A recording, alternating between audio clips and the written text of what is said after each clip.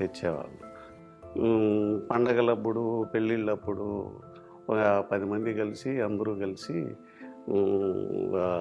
మా యొక్క పక్క గ్రామంలో కిరణ్ కుమార్ రెడ్డి వాళ్ళ ఊరు ఎక్స్ సీఎం, వాళ్ళ కుటుంబ సభ్యులంతా అక్కడే ఉంటారు. వాళ్ళు పండగ రోజుల్లో పెళ్ళిళ్ళు ఏదైనా జాతర ఇట్లాంటివన్నిటికీ అది మా ఆచారం. అట్లా పోయి వాళ్ళ ఇండ్ల ముందర లైన్గా మేము 10 మంది కూర్చుంటే వాళ్ళు వచ్చిన వాళ్ళకి అందరికీ ఆ ప్లేట్లో భోజనం పెట్టేవాళ్ళు.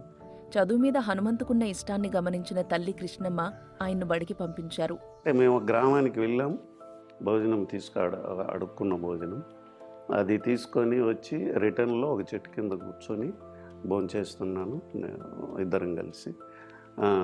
అప్పుడు ఆ పిల్లలు అటు వెళ్తున్నారు, వాళ్ళని చూస్తూ ఉన్నానంట. నువ్వు కూడా వెళ్ళి చదువుకుంటావా అని, అంటే భోజనం తింటా వాళ్ళనే చూశానంట. అప్పుడు దాంట్లో ఉన్న ఇంట్రెస్ట్ మా అమ్మగారు కనిపెట్టారు. స్కూల్లో చేరదామని వెళితే అడుక్కోవడానికి వచ్చారేమోనని తనను బయటకు పంపించేశారని ఆనాటి జ్ఞాపకాలు గుర్తు చేసుకున్నారు ఏఎస్పీ హనుమంతు. నేను అన్నిళ్ళకి వెళ్ళి ఎదురుగ్గా నిలబడి ఇంటి ముందర అడిగేవాడిని, అన్నం అడిగేవాడిని మా అమ్మతో పాటు. అట్లా నేను వెళ్ళేసరికి స్కూల్ దగ్గరికి వాళ్ళు అనుకోకుండా పొరపాటుగా, అంటే రెగ్యులర్గా చూస్తూ ఉంటారు కదా నేను భోజనానికి వెళ్ళేది, మా అమ్మతో వెళ్ళేది. అప్పుడు వాళ్ళు భోజనానికి ఏడవరు పెడతారు నీకు పోనని పంపించేశారు. పంపించేస్తే మనం రొటీన్గా ఇట్లా అనుకో ఉంటారు, వాళ్ళు అన్నం అడగడానికి వచ్చినారని అనుకో ఉంటారు.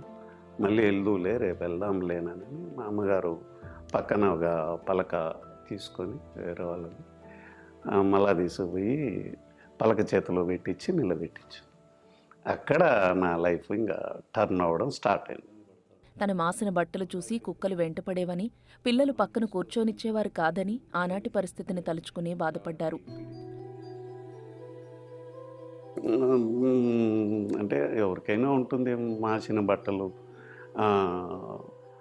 పక్కన ఇప్పటి వరకు అడుక్కుంటూ ఉండేవాడు, మన ఇంట్లోకి వచ్చి ఇప్పుడు పక్కన కూర్చున్నానని ఫీలింగు వాళ్ళకు కూడా తెలియకుండా, అంటే వాళ్ళకు చిన్నపిల్లలు కదా, కానీ ఈ ఫీలింగ్ అయితే ఎక్స్ప్రెస్ చేశారు. నన్ను కొన్నాళ్ళ పాటు నన్ను పక్కన కూర్చోబెట్టుకుని లేదు. మెల్లగా టీచర్ లేనప్పుడు వెనక్కి వెళ్ళి దూరంగా వెళ్ళి కూర్చోమని బెదిరించేవాళ్ళు. బెదిరిస్తే అట్లా జరిగింది. అది టీచర్ గమనించి రిపీటెడ్గా జరుగుతూ ఉంటే గట్టిగా మందలించి అట్లా చేయొద్దండి తప్పదేది కూర్చోబెడితే మెల్లగా కొన్నాళ్ళకి నువ్వు మంచి బట్టలు వేసుకొని వస్తే కదా అని ఆయన కూడా కొన్ని బట్టలు తెప్పించి ఈ బట్టలు వేసుకుంటారు. అప్పుడు ఇట్లా ఉంది నేను చెప్పినని మా అమ్మగారు కూడా వేరే చోట బట్టలు తీసుకొని వచ్చి అప్పుడు వాళ్ళు బట్టలు కూడా అడుక్కొని వచ్చి తెచ్చుకున్నట్టు అలా స్టార్ట్ అయిందండి మా విషయం. అన్నమయ్య జిల్లా కలికిరి మండలం తెళ్లగుట్టపల్లి అమిటి హనుమంతు సొంతూరు. తండ్రి రామయ్య, తల్లి కృష్ణమ్మ. వారి 4 సంతానంలో హనుమంతొకరు. ఒక వయసొచ్చాక భిక్షాటన చేయడం అవమానంగా అనిపించి పనులు చేయడం నేర్చుకున్నానని హనుమంతు చెప్పారు. కొంచెం వయసు పెరిగినాక బేకింగ్ అనేది కొంచెం ఇన్సల్ట్గా అనిపించింది. ఇంకా కష్టపడి పని చేద్దామని చెప్పినని పని చేయమని అనేసి పనిని నేర్చుకోండి అని మా నాన్నగారు పని నేర్పించారు. కూలికి వెళ్తే మేము చిన్నపిల్లలం కదా, మాకు కూలి ఇవ్వరు, పెద్దవాళ్ళకే కూలి ఇస్తారు, చిన్నపిల్లలకు కూలి ఇవ్వరని ఆయన ఒక వర్క్ని కాంట్రాక్ట్ చేసి తీసుకొని వస్తారు. ఈయనే కాంట్రాక్టర్ కాబట్టి, అంటే వరి కొయ్యడం, వేరుశనక్కాయ పంటలు ఇవ్వడం, చెట్లు ఆకు కొట్టడం, మడి తొక్కించడము, బురద మన్ను ట్రాక్టర్లతో తొక్కిస్తారు కదా, అట్లా ఆ ఆకును కొట్టించి అదంతా వేసి తొక్కాలి. ఇట్లా చిన్న చిన్న వర్క్స్ కాంట్రాక్ట్ తీసుకొచ్చి మమ్మల్ని దాంట్లోకి మేము చేసేవాళ్ళం కలిసి. మేము ఎట్లా చేస్తుంటే ఖోఖో గేమ్ లాగా హాఫ్ డే మా అన్నగారికి స్కూల్ ఉండేది, హై స్కూల్లో. హాఫ్ డే మాకు ఉండదు స్కూలు. కొంతమంది ఒక section of people half day, ఒక section of people half day అట్లా ఉండేది. అంటే సంఖ్య సరిపోక మేమిద్దరం మార్నింగ్ కూలికి వెళ్తే, మా అన్నగారు స్కూల్కి వెళ్తే ఆయన స్కూల్ నుంచి వచ్చి మాకు రిలీఫ్ ఇస్తాడు. అప్పుడు మేము స్కూల్కి వెళ్ళేది. చిన్నప్పుడు ఒక చేయితో తలపై ఉన్న కట్టెల మోపు, మరో చేయితో పుస్తకాలు పట్టుకుని వీధుల్లో నడిచెళ్లిన విషయాన్ని ఆయన గుర్తు చేసుకున్నారు. అర్లీ మార్నింగ్ 3 లేచి అడవికి వెళ్ళి కట్టెలు తీసుకొచ్చి ఇంటి దగ్గర మళ్ళీ అంత భోజనం తినేసి ఆ కట్టెలు తీసుకుపోయి ఒక చేతిలో పుస్తకాలు, ఒక చేతిలో తలపైన కట్టెలు పెట్టుకొని పుస్తకాలు పెట్టి చేతిలో పట్టుకొని కట్టెలు అమ్ముతుంటే గ్రామస్తులు చూసి ఆశ్చర్యపోయేవాళ్ళు ఆ రోజుల్లోనే. వాడికి చూడు చదువు అంటే ఎంత ఇష్టమో అని. కొంతమంది ప్రేమ కలిగిన వాళ్ళు, వాడు చూడు కుర్రాడు చేతిలో పుస్తకాలు, నేను గట్లు స్కూల్కి వెళ్తున్నానని 10 రూపాయలు అంటే 10 రూపాయలు ఇచ్చేస్తారు మాట్లాడకుండా. అట్లా నెలలో కనీసం 300-400 రూపాయలు ఆ రోజుల్లో చాలా పెద్ద అమౌంట్. ఏ రోజైతే నేను స్కూల్కి వెళ్ళనో పని కోసము, ఏదైనా పెళ్ళి మంచి ఫంక్షన్ అనుకోండి, ఆ రోజు స్కూల్కి వెళ్ళను, ఫంక్షన్కి వెళ్ళిపోయి ఆ రోజంతా ఆడ పని చేసి తీసుకుంటాం. స్కూల్లో ఏం జరిగింది, లెసన్స్ ఏం జరిగినాయనని ఇంటికి రాగానే మా ఊరు వాళ్ళు ఎవరో ఒకరు ఉంటారు కదా, వాళ్ళని వెళ్ళి అడుగుతాను నేను, ఈరోజు ఏం జరిగింది లెసన్. ఆ పెండింగ్ వర్క్ ఆ మరుసటి రోజు కంప్లీట్ చేస్తాను. టీచర్స్ కూడా ఫస్ట్లో తెలీదు. ఒక టీచరు నేను కట్టెలు అమ్ముతున్నానని తెలిసి ఆయన చెల్లించిపోయాడు. అట్లనే ఆ కళ్ళల్లో నీళ్ళు పెట్టుకున్నాడు కూడా. నీళ్ళు పెట్టుకుని అంటే నన్ను 1-2 సార్లు కొట్టాడు, స్కూల్కి రాలేదని. పాత పుస్తకాలు తెచ్చుకుని వాటితో చదువుకున్నట్లు చెప్పారు.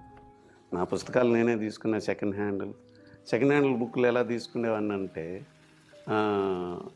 నా సీనియర్ క్లాస్ ఉంటారు చూడండి, వాళ్ళ ఇంటికి వెళ్ళి ముందుగానే వెళ్ళి పని చేసేవాడిని. అంటే అప్పుడు 5 ఏళ్ళు 6 ఏళ్ళ వరకు బుక్స్ మారేటివి కాదు. ఇప్పట్లాగా మెటీరియల్ కాలేజీకి ఒక రకమైన మెటీరియల్ ఉండేది కదా, ఒకటే మెటీరియల్. అప్పుడు 8th క్లాస్ వాళ్ళు అనుకోండి, నేను 7th క్లాస్ అయితే వాళ్ళ ఇంటికి వెళ్ళి పని చేసేవాడిని. పని చేసి మాకు ఆ బుక్స్ కావాలని పెట్టుకునేవాడిని. చిన్నప్పుడు కర్మకాండలకు వెళ్లి సమాధులు తవ్వేవాడినని చెప్పారు ఏఎస్పీ హనుమంతు. ఎక్కువ భోజనం పెడతారని, పెళ్లిళ్లలో పనిచేశానని అన్నారు. నేను కూడా హాస్టల్లో ఉంటే ఈ డబ్బులు చాలా కుటుంబానికి చాలా అవసరం అనేది నాకు. నేను కట్టెలమ్మి కుటుంబాన్ని సపోర్ట్గా ఉండాలని అనిపించింది. నేను ఆ వృత్తి కంటిన్యూ చేశాను. ఇంకా పెళ్ళిళ్ళకు వెళ్ళడం, కర్మకాండలు, ఏ ఫంక్షన్ అన్నా కానీ, లేడీస్కి ఫంక్షన్ చేస్తారు, ఆ ఫంక్షన్కి వెళ్తాను. కర్మకాండలు చేస్తారు, ఆ ఫంక్షన్కి వెళ్ళి పని చేస్తాను. పని ఎందుకు పని చేస్తానంటే, లాస్ట్లో పని అయిపోయాక ఎక్కువ భోజనం పెడతారు. ఆ భోజనం కోసము ఇంటి దగ్గర మా వాళ్ళు ఎదురు చూస్తూ ఉంటారు. నాకు అలవాటు అయిపోయింది. మా అన్న వెళ్ళలేడు, ఆయనకు సిగ్గు. మా తమ్ముడు వెళ్ళలేడు, నేను అలవాటు పడిపోయాను. హనుమంతు మదనపల్లిలో డిగ్రీ చేశారు. 1991లో హైదరాబాద్లో ఆర్మ్డ్ రిజర్వ్ ఎస్ఐగా ఎంపికయ్యారు. గ్రేహౌండ్స్, టీటీడీ విజిలెన్స్, వివిధ జిల్లాల ఆర్మ్డ్ రిజర్వుల్లో పనిచేశారు. చిన్నతనంలో తానెదుర్కొన్న వివక్ష, గ్లాసులో కాకుండా కొబ్బరి చిప్పలో మంచినీళ్లు తాగిన రోజులు తనలో పట్టుదలను పెంచి ఈ స్థాయికి తీసుకొచ్చాయని చెప్పారు హనుమంతు. నేను చెట్లు, వరి వేరుశనక్కాయ పంటల్ని 1 ఎకరాన్ని కాంట్రాక్ట్ తీసుకున్నా. నేను ఒక్కనే ఆ చెట్లు విడిపించేయాలి, లాగేసి అన్ని కుప్పేసుకుంటూ పోవాలి. ఆ కాంట్రాక్ట్ చేస్తుంటే మధ్యలో దాహం వేసి ఎవరైతే నాకు ఆ పని ఇచ్చారో ఆమెను నీళ్ళు అడిగాను.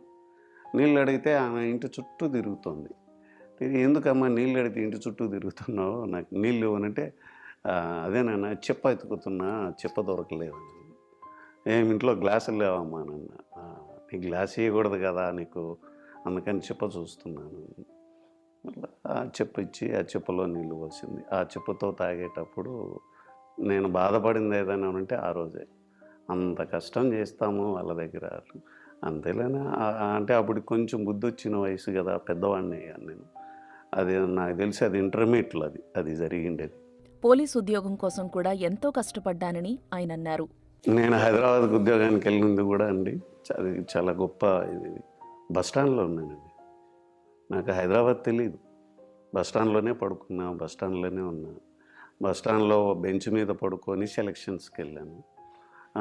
అక్కడ భోజనం జరగడానికి కూడా మార్నింగ్ ఫుట్పాత్ పైన ఉండే ఆ బండి పైన, ఆ బండిలో వాళ్ళని మాట్లాడి ఆ ప్లేట్లు కడిగే పని అడిగాను. కాచిగూడ రైల్వే స్టేషన్ ముందర రన్నింగ్ రేస్ మార్నింగ్ ప్రాక్టీస్ చేస్తూ ఆ హోటల్ బండి దగ్గరికి పని కంప్లీట్ చేసుకొని మళ్ళా భవన కార్యాలయానికి వెళ్ళి రాత్రిలో చదువుకునేవాడిని.